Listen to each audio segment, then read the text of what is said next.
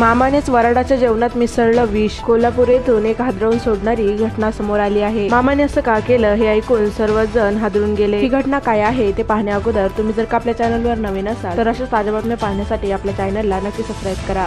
कोल्हापूर येथे एका लग्नाची तयारी सुरू असताना मामाने असं भयंकर कृत्य केलं की सर्वजण हादरून गेले। सर्व लग्न झालं असताना जेवणाची तयारी सुरू होती, तेवढ्यातच मामाने जेवणामध्ये विष मिसळलं आहे असं आचार्याने बघितलं आणि त्यानंतर त्या दोघांमध्ये झटापट झाली। आचार्याच्या समोर मामा विष टाकत असताना ही गोष्ट त्याच्या लक्षात आल्यामुळे त्याने ताबडतोब आरडाओरडा केला आणि तेव्हा ही घटना उघडकीस आली।